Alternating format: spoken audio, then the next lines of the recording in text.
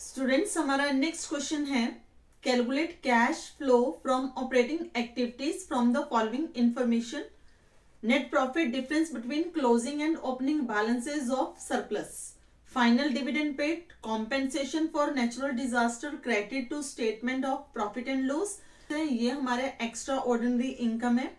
Then depreciation, loss on sale of investment, gain on sale of land, provision for tax, dividend received, decrease in current assets, increase in current liability, decrease in current liabilities, increase in current assets, income tax refunded, ये भी हमारी extraordinary item है.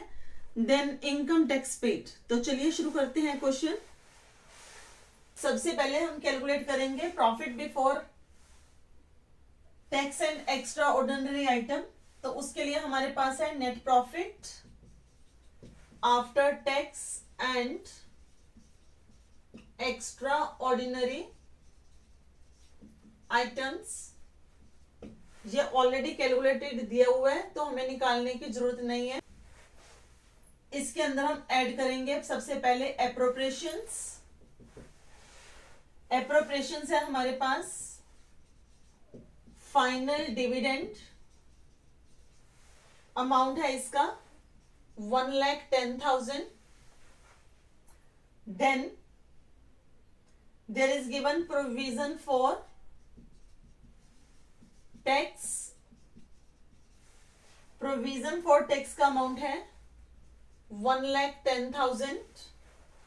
ये हमारे पास दो items थी जो कि एप्रोप्रिएशन थी. इनका टोटल आ गया 10,20,000. इसमें से हम लेस करेंगे extraordinary item credit to P&L account.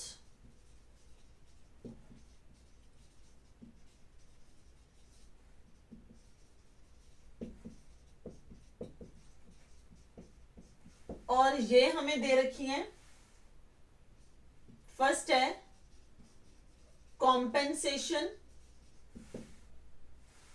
For natural disaster. Amount है इसका 75,000. ये यहां से सब्ट्रैक्ट हो जाएगा. एक हमें और दिया हुआ है इनकम टैक्स रिफंडेड. ये भी हमारी एक्स्ट्रा ऑर्डिनरी आइटम है जो क्रेडिट हो रही है P&L अकाउंट को. और इसका अमाउंट है 10,000. तो टोटल 85,000 हम इसमें से सब्ट्रैक्ट करेंगे और हमारे पास आ जाएगा net profit before tax and extra ordinary items. और ये हमारा अमाउंट बन रहा है 9,35,000. अब इस अमाउंट को लेके हमने बनाना है ऑपरेटिंग एक्टिविटीज. तो चलिए शुरू करते हैं ऑपरेटिंग एक्टिविटीज को. कैश फ्लो स्टेटमेंट का फॉर्मेट अब आपके सामने है. हमारी सबसे पहली एक्टिविटी है ऑपरेटिंग एक्टिविटी. वो शुरू होती है net profit before tax and extra ordinary items. ये हम पहले ही कैलकुलेट कर चुके हैं 9,35,000. अब इसके अंदर ऐड होगा non cash and non operating items debited to P&L account. और इसमें हमारे पास है डेप्रिसिएशन. डेप्रिसिएशन की वैल्यू गिवन है 1,50,000. Then loss on sale of investment, इसका अमाउंट आ रहा है 30,000. देन यहां से कोई और वैल्यू गिवन नहीं है, इसका हम लगाएंगे टोटल. ये बन गया 1,80,000. इसको प्लस करिए, हमारे पास अमाउंट आ रहा है 11,15,000। इसमें से लेस करेंगे non cash and non operating items credited to P&L account,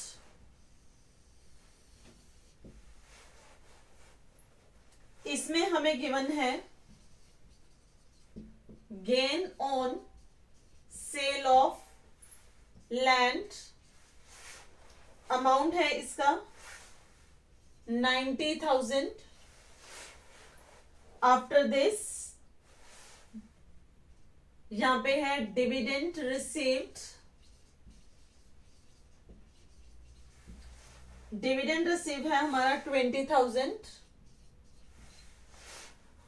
उसके बाद हमें कोई भी नॉन कैश और नॉन ऑपरेटिंग इनकम गिवन नहीं है, तो इनका टोटल हो गया 1,10,000, जो कि यहां से क्या होगी subtract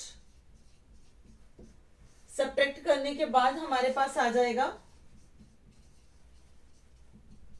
operating profits before adjustment of working capital, और ये अमाउंट आता है 10,05,000। अब इसके अंदर हम करेंगे add decrease in current assets, ये हमारा अमाउंट दे रखा है 40,000, और हम इसमें ऐड करेंगे इंक्रीज इन करंट लायबिलिटी, और इसका अमाउंट है 70,000।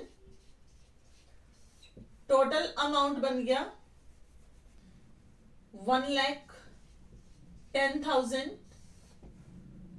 11,15,000 इसका टोटल आ गया इन दोनों का, less decrease in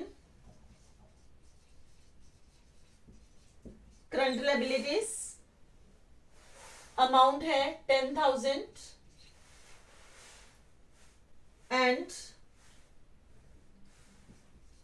increase in current assets 60,000, total है 70,000, जो यहां से सब्ट्रैक्ट हो जाएगा।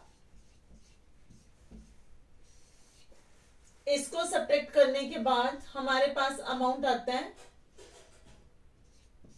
10,45,000। ये है हमारा कैश फ्रॉम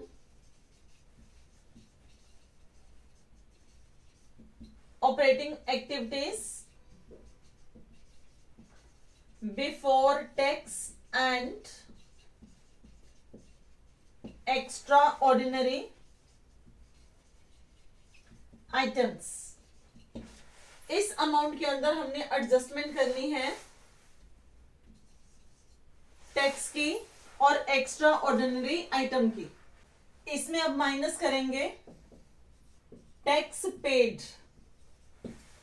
टैक्स पेड का हमारा अमाउंट है 1,20,000, हमारे पास अमाउंट आ गया 9,25,000।